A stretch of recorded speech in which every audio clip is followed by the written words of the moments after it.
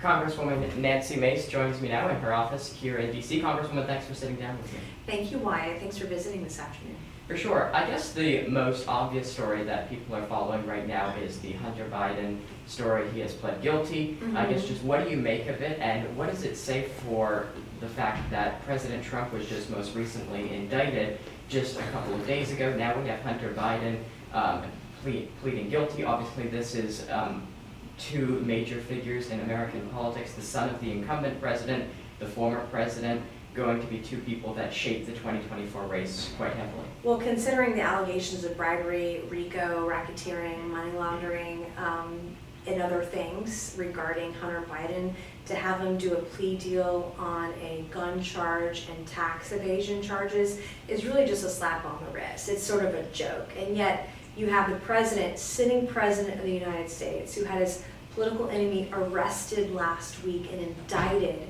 and basically for a death sentence over some documents, because the indictment and the charges would put the former president behind bars for hundreds of years. He lived the last of his days. He would die in jail. So you're gonna give the former president a death sentence for documents, and then give Hunter Biden a plea deal on a gun charge. It just sort of, that's not, again, it just shows sort of two tiers of justice. And I'm a Republican, but also I'm a Republican who's held my own party accountable. I have voted to hold members of my own party in contempt, to have them go to jail for not showing up before a subpoena before Congress. So I just feel very strongly that whatever the law is, whatever the standard is, that both sides have to be held accountable to the same standard of law. So when you look at that charge, it's really just a headline for the current president, to sort of cover up what he's doing to the former president.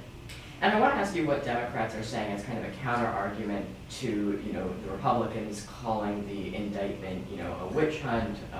Some Democrats and Republicans are going back and forth. The Democrats, though, are saying that, when people like Mike Pence took classified information, Secretary Clinton, they cooperated and handed the information back.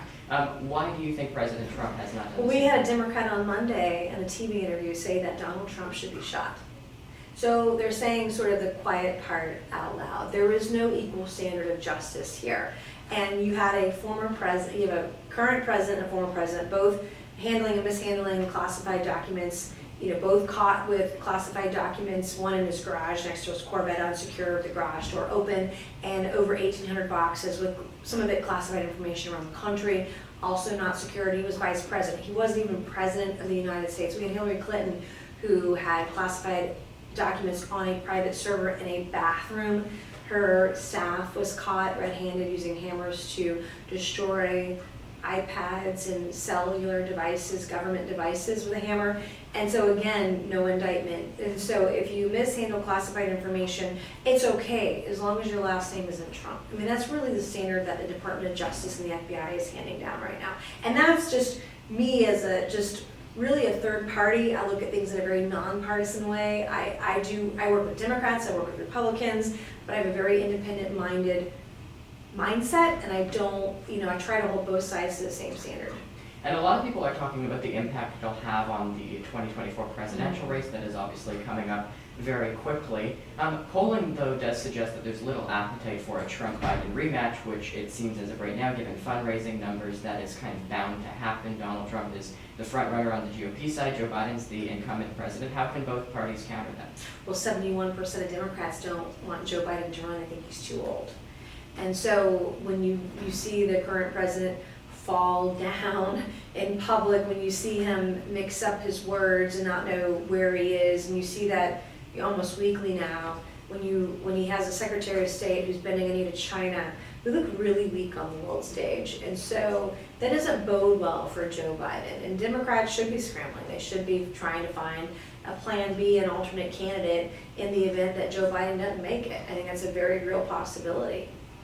And when you look at that, I mean, a lot of Republicans right now are saying that Vice President Kamala Harris is holding quite a significant role in the administration, given the age factor. In all fairness, Donald Trump really isn't much younger than President Biden. What do you make of the argument that some Americans are making that, it's time for someone younger, someone who can bring a new perspective to the presidency? Oh, I would love to see younger candidates, but I'll be honest, Donald Trump has a heck of a lot more energy than Joe Biden. He's definitely more mentally with it. He'll annihilate Joe Biden on the debate stage. So to compare the two, although they're 3 or 4 years apart, they're very, very different. And Joe Biden, I don't think he could make it on a debate stage today. He could have 5 years ago. But today it's a very different Joe Biden. It's kind of sad. As a mom, as someone with aging parents, it's hard for me to watch that because Democrats deserve to have a stronger candidate, someone who's more with it mentally, physically, and has the energy. Joe Biden doesn't have energy. Donald Trump, at his age, still has remarkable energy and mental aptitude to be able to take a debate stage, to go one-on-one or one on a dozen, however many people end up in the primary. We have very strong candidates of all age groups, and that's really great and exciting to see in a Republican primary. And they're very diverse, too. We have the first female governor from South Carolina, Nikki Haley, also Indian American. We have Tim Scott, the first black senator from South Carolina since Reconstruction. We have a young candidate in Ron DeSantis. We have a lot of great, vibrant candidates in the Republican primary. And so just before we conclude, a lot of these candidates seem to be embracing the idea of Trumpism, so to speak, with a lot of the same policies, a lot of the same America First ideas, very much things that Donald Trump put forward over the course of his administration. But the argument that some of them are making is, they don't carry the luggage of things like January 6th, of the lies surrounding the 2020 election. Would it be easier to go with someone that doesn't have to carry that luggage with them into the general election? Well, every candidate politically has luggage, has baggage. Everybody in every walk of life has baggage they have to carry around, and it'll be up to the Republican primary voters to decide whether they want to carry the water and carry that luggage with any of the candidates or not. It'll be up to them to decide who they want to be their nominee, who they think is going to be the strongest nominee to debate and to defeat Joe Biden. Okay, we'll leave it there. Representative Nancy Mace, thanks so much for your time. Thank you.